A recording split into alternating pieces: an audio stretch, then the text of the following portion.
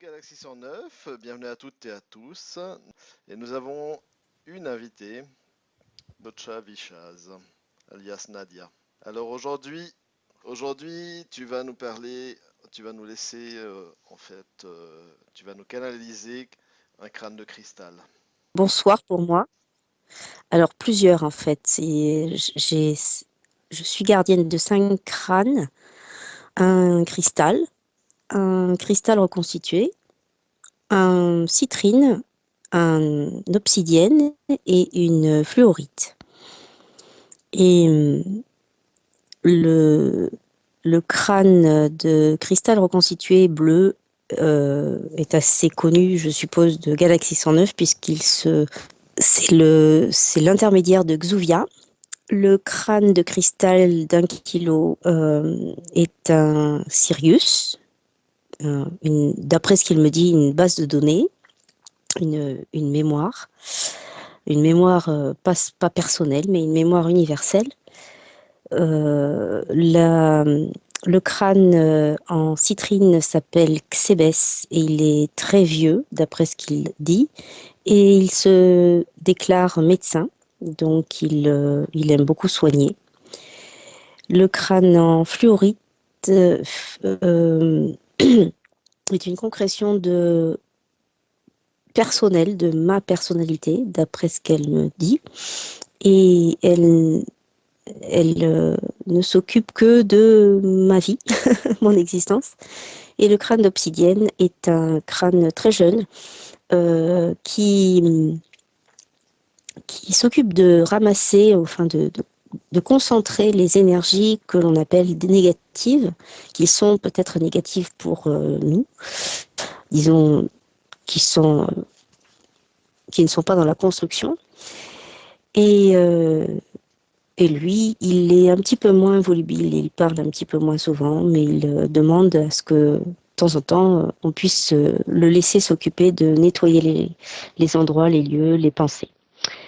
Donc, si je les laisse parler ce soir, ce que j'entends, et pas seulement de ces crânes-là ou des entités qui se trouveraient dedans ou qui passeraient par l'intermédiaire des pierres qui sont représentées par les crânes, j'entends beaucoup de joie, un message adressé à vraiment toute la population, à tout le monde, pour dire que d'une part, tout ce qu'on entend, c'est vrai, la lumière a réellement vaincu, et surtout, les divulgations vont être faites. Alors, il ne parle pas que de divulgation d'extraterrestres ou pas, enfin, en tout cas, de la vérité sur un sens large, c'est-à-dire explication beaucoup plus vaste et beaucoup plus détaillée de comment s'organise la vie sur tous les plans.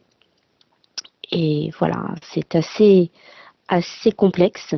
Il faut juste ouvrir son cœur et surtout laisser se taire notre mental, notre raisonnement, parce que c'est tout sauf raisonnable et c'est tout sauf presque compréhensible par notre science actuelle, on va dire, parce que l'on a établi comme dogme, comme paradigme. Il faut complètement en sortir et juste se laisser guider par les choses. Voilà. Donc, c'est vrai que si on me laisse, enfin, s'ils veulent, si on veut bien nous laisser si on veut bien les laisser s'exprimer par des gens comme moi qui canalisent, ils sont ravis parce qu'ils ont énormément de choses à dire, à expliquer. Voilà. Est-ce Très bien, très bien, on a quelques minutes, on a des minutes pour eux, donc on les laisse s'exprimer.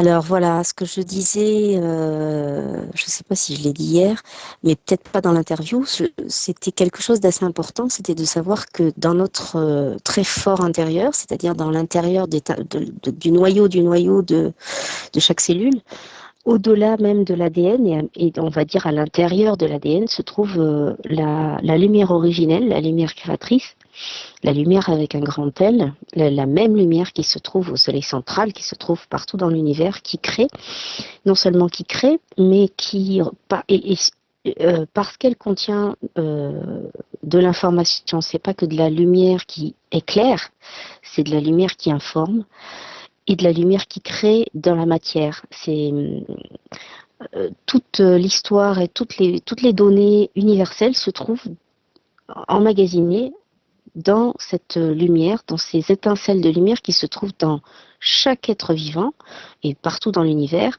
Mais c'est la même histoire, un peu comme l'ADN contient toutes les histoires des corps physiques et, et de ce qui s'y rattache. La lumière qui se trouve à l'intérieur même des noyaux, du noyau, alors je ne saurais pas expliquer exactement, hein, scientifiquement, on va dire même physiologiquement comment ça se passe, mais en tout cas ça se retrouve au très très fond de nous et tout ce qui vit, tout ce qui est animé par cette lumière, par ce mouvement, cette énergie et mais vraiment toutes les informations réactualisées de seconde en seconde s'y trouvent et chacun y a accès. Et en fait, ce que l'on m'a expliqué il y a très peu de temps, c'est que faut pas forcément chercher dans l'individualité de vie vécue, c'est-à-dire, tiens, dans une vie j'ai été ci, dans une vie j'ai été ça, mais juste de se dire qu'en fait on a déjà tout vécu, où on a de toute façon l'information est en nous. Donc qu'on l'ait vécu individuellement ou pas, on peut s'y référer. On peut se référer à une vie de tortionnaire, de même qu'on peut se référer à une vie de papou coupeur de tête, de même qu'on peut se référer à une vie d'aristocrate du XVIIe siècle. Tout est vraiment contenu en information dans nos corps, dans nos physiques, concrétisé physiquement. Et donc les fameuses annales akashiques, d'après ce qu'on m'explique, il ne faut pas les chercher à l'extérieur, mais juste à l'intérieur. Je pense personnellement ne rien vous apprendre en la matière. Moi-même, j'ai pas beaucoup lu là-dessus, mais en tout cas, c'est ce qu'on me demande de retransmettre. Voilà. En premier lieu, on va dire, dans ce qui est le plus important, c'est ça, c'est et du coup de prendre réellement conscience de façon cellulaire, de façon physique, autrement que mentale, prendre conscience comme toucher du doigt, hein, à l'intérieur de soi, à l'intérieur de son âme, de son être, de son vivant, que non, on est vraiment reliés, mais si on pouvait dire, si on pouvait parler de physique quantique, je suppose, on est vraiment reliés physiquement aussi, physiquement à toute l'histoire de l'humanité et reliés les uns aux autres. C'est-à-dire quand on parle d'empathie, c'est simplement se référer à notre banque de données, donc lumineuse, personnelle et universelle, pour comprendre le monde et juste le, mieux le vivre, mieux l'accepter, parce que quand on comprend quelque chose, on l'accepte beaucoup plus facilement. Et quand on accepte les choses, quand on les comprend, des fois, on arrive beaucoup mieux à pardonner, ce qui paraît impardonnable par la raison, mais ça peut être pardonnable par, en fait, le ressenti. Voilà, ça va au-delà même de l'amour dans le sens attirance, c'est bien sûr de l'amour inconditionnel, mais c'est vraiment dans le ressenti.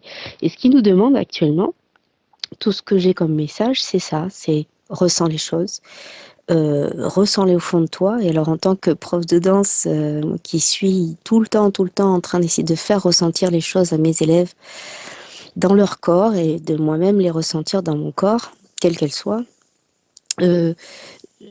j'ai d'autant plus de facilité à exprimer ce qu'ils veulent nous faire comprendre de cette manière. Voilà. Par exemple, il suffirait d'interroger son corps quelquefois, d'interroger ses poumons, son foie, ses reins, ses muscles, pour comprendre certaines parties de la vie et comprendre les autres, pour comprendre aussi les choix qu'on a à faire, pour comprendre beaucoup, beaucoup de choses, parce que vraiment dans nos cellules, bien au-delà et bien plus évolué que notre mental, se trouvent toutes les réponses. Et vraiment dans nos corps sont réellement complètement reliés avec notre âme, cette fameuse grande soupe, moi j'appelle ça une soupe, l'âme, donc notre point d'origine, notre source à tous, et puis qui s'est divisé en petits morceaux d'esprit, et l'esprit, le corps et l'âme sont complètement reliés. Il n'y a que le mental qui paraît tout à fait extérieur à tout ça, et souvent, on est tellement dans le mental qu'on n'a plus du tout conscience de ce que le corps nous dit, de ce que l'esprit nous demande, et de ce que l'âme a envie. Et du coup, forcément, on comprend plus rien, et on se dit que très souvent, la vie, l'existence comme on la voit avec le mental, n'a rien d'intéressant. Voilà. Ouais, c'est très intéressant ce que tu dis. Parce que même, Mm. même dans les médecines, on commence à voir tout ça. Oui, oui, oui, c'est complet. Alors, je viens de faire un salon du bien-être à Toulon, où pendant 3 jours, on était, je sais pas moi, une centaine, 150, je sais pas exactement, exposants, euh, thérapeutes la plupart, si on peut dire thérapeutes, hein. Euh, et la plupart d'entre nous, enfin de ceux qui veulent bien être connectés à ça, euh, on nous demande par nos qualifications, on va dire, par nos dons personnels, ce qu'on aura travaillé dans chacun dans notre vie, on nous demande tous la même chose, c'est-à-dire de dire aux gens, maintenant c'est très important, non plus ce qui va leur arriver, surtout pas de voyance, mais qui ils sont. Et il faut qu'ils comprennent et qu'ils verbalisent. Et j'ai dit ils parce que je pense, moi-même, avant le salon, réussi à verbaliser ce que j'étais. Et c'est un moment de pur bonheur. Et en fait, tous les consultants, tous les thérapeutes qui étaient là, euh, ben, agissaient avec leur manière, avec leur façon de faire, mais toujours pour le même but, c'est-à-dire de faire découvrir à chacun qui cherche qui il est et sa raison d'exister, sa raison d'existence actuelle, quoi. Voilà. Et ça, c'était passionnant parce que je me suis retrouvée à être très, très, très occupée, comme la plupart d'ailleurs, à ne dire que ce que j'entendais, hein, ce qu'on me disait de dire, aux gens qui devaient finir par dire, voilà, ben, finalement, je suis... Donc, qui était je sais pas moi, Charpentier, qui était euh, ange incarné, j'ai même eu quelqu'un qui devait dire et réussir à comprendre qu'il était un orfèvre du physique, c'est-à-dire qu'il était capable, en touchant un corps, de remettre l'équilibre, de remettre la beauté, l'équilibre du corps physique et de tout ce que ça représentait derrière. Donc, si le corps est physique est en équilibre, c'est qu'il représente un esprit, une âme, un- peut-être même un mental qui sont en communion, en synergie. Donc c'était passionnant et voilà, c'est apparemment le message actuel ce moment où nous sommes censés faire un grand ménage sur tout ce qu'on a vécu, compris, expérimenté. Maintenant, le but du jeu, c'est de finir par dire, OK, voilà, voilà ma fonction finale. enfin ma fonction en tout cas actuelle, parce que je pense pas qu'il y ait de fin, mais il y a des changements grandioses qui nous attendent et qui vont être formidables si on arrive à chacun à savoir quelle est notre place, quel genre de rouage on représente dans la grande horloge de la vie. Voilà. Bah, très bien, je te remercie pour ce petit interview improvisé. Et puis, je te souhaite une bonne soirée.